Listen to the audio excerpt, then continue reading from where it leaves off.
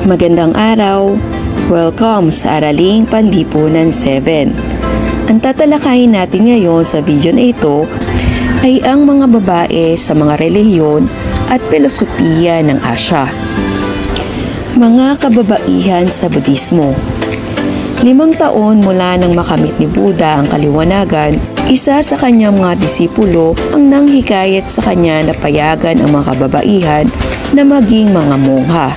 Bunga nito, nagkaroon ng pagkakataon ng mga kababaihan na ipaliwanag ang mga turo ni Buddha sa mga kabaro nila. Subalit ipinagkait ng Budismo ang pagkilala na ang babae ay pantay sa lalaki. Nakapailalim pa rin ang mga mongha sa mga monghe. Ipinagkait din ang pagtatamo ng nirvana sa mga babae. Ang tanging pag-asa na lamang ng mga babae ay maisilang siya bilang isang lalaki sa susunod na buhay upang makatamasa ng nirvana. Mga kababaihan sa Confucianismo. Sinang-ayunan ng Confucianismo ang pagpapasakop ng babae sa lalaki. Binigyan din ang pagpapalaga sa anak na lalaki kaysa sa anak na babae. Ito ay dahil ang mga babae ang nagbibigay ng dote. Tinitignan ang mga babae na nagbabawas sa kaba ng pamilya, samantalang ang mga lalaki naman ang nagdaragdag dito. Ang halaga ng babae sa Confucianismo ay ibinatay sa kakayahan niya magkaroon ng anak, at kung hindi man ito mangyari, ang babae ay maaaring idiborsyo ng kanyang asawa. Mga kababaihan sa Islam. May mga kaugalian na sumasailalim sa mababang antas ng mga kababaihan.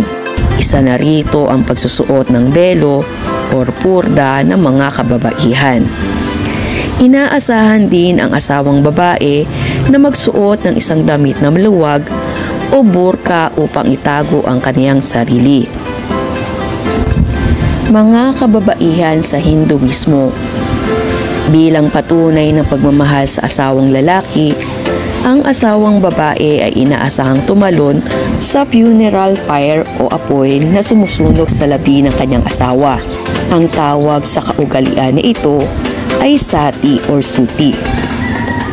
Mga kababaihan sa Taoismo. Makikita rin sa mga elemento ng yin at yang ang antas ng mga kababaihan sa sinaunang China. Sinasagisag ng yin ang babae at yang ang lalaki.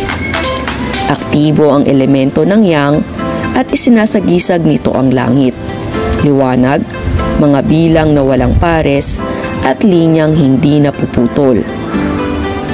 Samantalang ang yin naman ang hindi aktibong elemento gaya ng lupa, dilim, bilang na may pares at linyang putol-putol.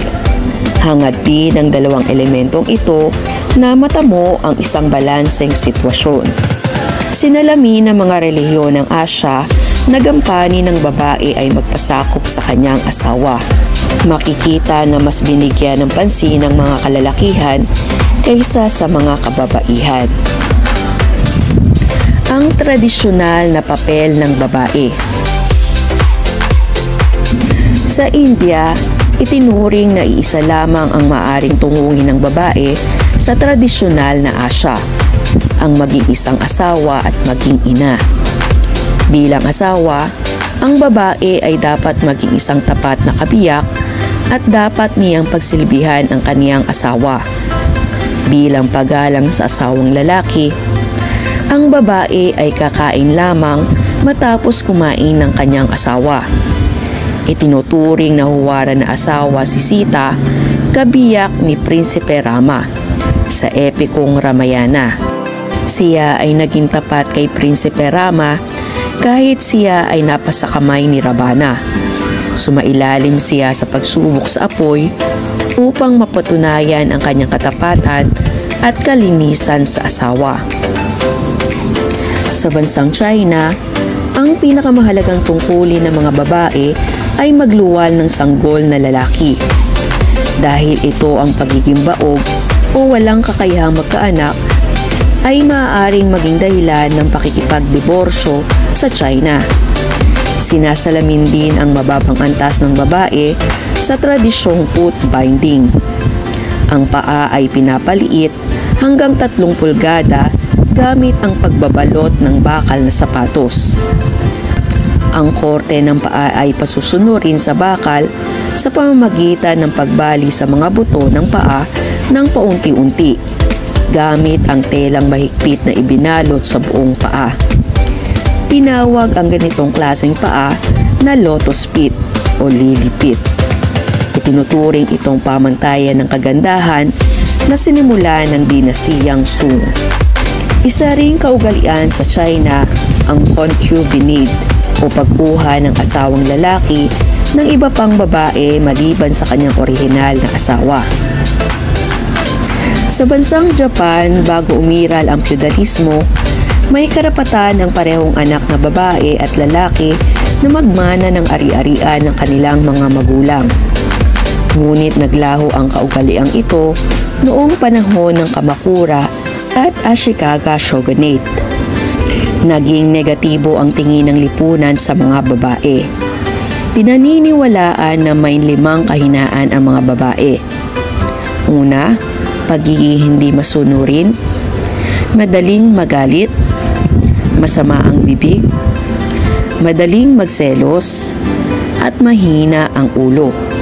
Patunay ito na sa harap ng maraming balakid ng kababaihan, may pagkilala pa rin sa kanilang kahalagahan at sa tradisyonal na asya. Maraming salamat sa inyong pakikinig. Hangad ko na marami kayong natutuhan mula sa paksang ating tinalakay. Hanggang sa muli, paalam!